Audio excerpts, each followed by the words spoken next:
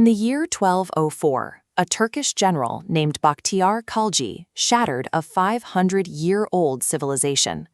Khalji rode through the gates of Nadia, the capital of the Sena Empire in Bengal, and captured the city using a vanguard of only 18 horsemen. An entrenched, wealthy empire does not simply evaporate at the sight of 24 cavalrymen. For an attack of that size to succeed, the internal structure of the state has to already be rotting from the inside out. To see exactly how Bengal became so vulnerable, we have to rewind 5 centuries to witness the birth of a distinctly different model of statecraft. In the 8th century, Bengal was caught in a brutal cycle of continuous anarchy, splintered among dozens of warring local lords. The solution was a rare democratic consensus. The leading men of the region elected a Buddhist chief named Gopala to rule over them, successfully uniting the territory and founding the Pala Empire. Under Gopala's successors, Dharmapala and Devapala, the state aggressively pushed its military borders outward. Pala authority eventually stretched from the Himalayas in the north down to the Vindhya range in the south, dominating northern India. But the Palas were defined by their religious tolerance. They were devout Buddhists, and as the surviving bronze deity shows, they poured state wealth into highly refined artistic and religious production. That state patronage built massive educational centers. Looking at the vast red brick ruins of Nalanda University today reveals the immense scale of the institutions the Pala kings revived and fully funded. They applied this exact same tolerance to their foreign policy. By ensuring a safe working environment for Arab Muslim merchants along the coast, the Palas established highly lucrative global trade networks. 4 centuries of pluralistic rule made Bengal incredibly wealthy. Yet over time, that long-term stability bred political complacency.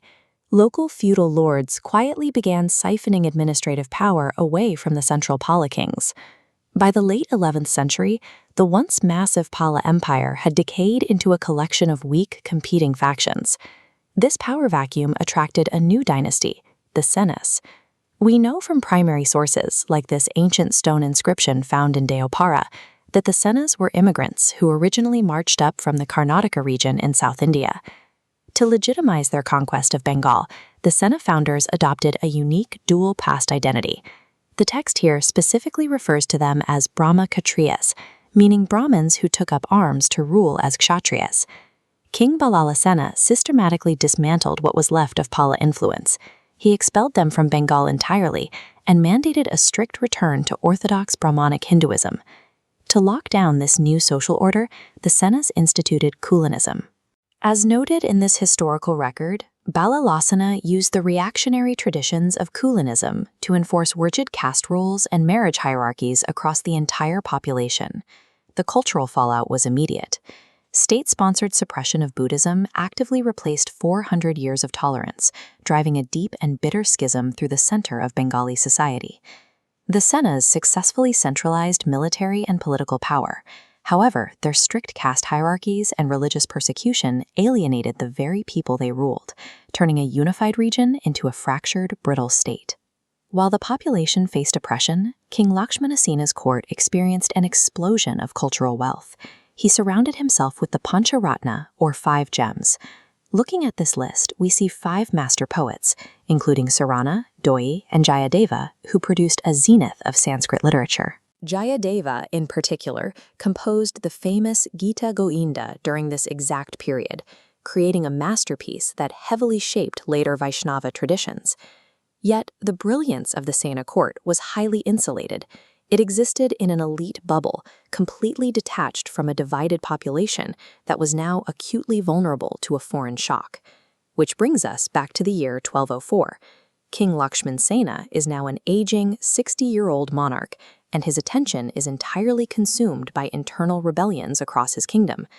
Bakhtiyar Khalji launched a lightning-fast assault directly at the heart of the empire. Moving so quickly, he arrived with only 18 horsemen from his vanguard. Khalji caught the king completely off guard in the middle of his lunch. With no coordinated military defense in place, Lakshmanasena panicked, fled the palace through a back exit, and escaped to Vikrampur, surrendering his capital without a single organized battle. The aftermath was devastating. As detailed in these historical notes, Khalji's forces thoroughly plundered the region's ancient Buddhist monasteries, bringing a violent and sudden end to centuries of Pala art traditions.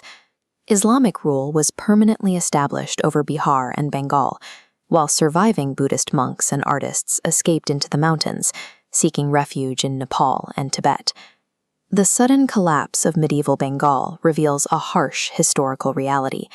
A state can possess overwhelming military expansion and produce brilliant literary masterpieces, but if it deliberately fractures its own society, a single swift blow from the outside will shatter it completely.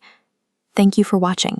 If you found this valuable, please like and subscribe to AKHARA Study for more deep dives into the past.